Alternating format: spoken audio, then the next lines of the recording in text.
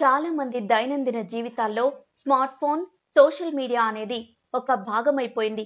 Facebook, Instagram, YouTube, Twitter, WhatsApp వంటి వేదికలను యువత నుంచి వృద్ధుల వరకు వినియోగిస్తున్నారు. భారతీయులు సోషల్ మీడియా మీద సగటున రోజుకి 2 గంటల 40 నిమిషాలు గడుపుతున్నారు. 18 నుంచి 24 ఏళ్ల వయసున్న యువతీ యువకులు మరింత ఎక్కువ సమయం కేటాయిస్తున్నారు. కేవలం ఈ వయసు వాళ్లలోనే ఫేస్బుక్ కు దాదాపు 10 కోట్ల మంది, ఇన్‌స్టాగ్రామ్ కు 7 కోట్ల మంది వినియోగదారులు భారత్ లో ఉన్నారు.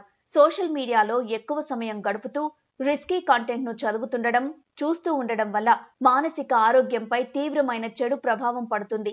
ఫలితంగా ఎదుటి వ్యక్తులతో వ్యవహరించే విషయంలో మార్పులు, ఇతరుల కన్నా తక్కువ అనే భావన పెరగడం, ఇతరుల్ని వేధించడం, బెదిరించడం, చెడు ప్రభావాలు అలవాటవుతున్నాయి. దీనివల్ల ఆయా వ్యక్తుల ఆరోగ్యం, మానసిక ఆరోగ్యం కూడా దెబ్బతిని కొంతమంది శాడిస్టులు, సైకోలుగా కూడా మారుతున్నారు. ఫేస్బుక్ వంటి వాటిల్లో తాము పెట్టిన పోస్ట్ కు, ఫోటోకు ఎన్ని లైక్లు వచ్చాయన్నది తమ విలువకు, తెలివికి, అందానికి కొలమానంగా చాలా మంది భావిస్తున్నారు.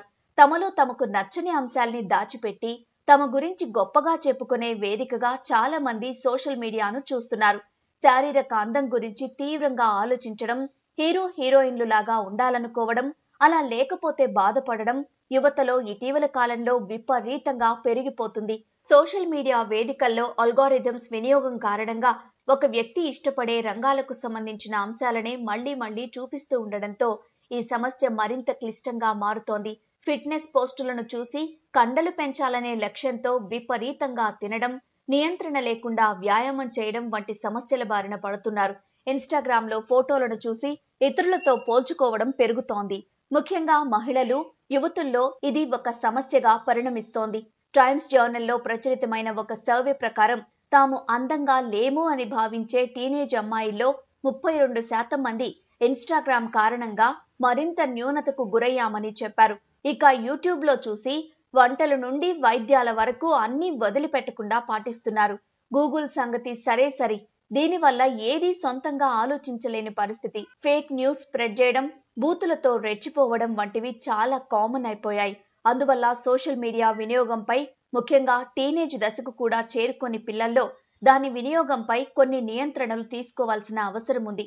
కొన్ని చట్టాలు కూడా పక్కాగా అమలు చేస్తే ఈ సోషల్ మీడియా నియంతృత్వం రూపుమాపే అవకాశం ఉంది. అలా అని ఇదంతా చెడ్డదని కాదు. సోషల్ మీడియా వినియోగంతో మంచి మార్పులు వచ్చిన సంఘటనలు కూడా ఉన్నాయి.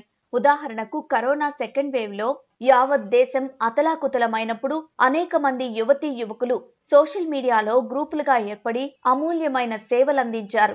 రోగులకు ఏ దవాఖానాల్లో చికిత్స లభిస్తుంది, హాస్పిటల్స్ బెడ్స్ ఎక్కడ అందుబాటులో ఉన్నాయి, కరోనా సోకిన వారికి ఆహారం అందించే స్వచ్ఛంద సంస్థలు మొదలైన విలువైన సమాచారాన్ని ప్రజలకు అందజేశారు. దీని ద్వారా అర్థమవుతున్నదేమిటి? సోషల్ మీడియాని సరిగ్గా వినియోగిస్తే అద్భుతాలు సృష్టించొచ్చు, లేదంటే వినాశనానికి ఉపయోగపడుతుంది.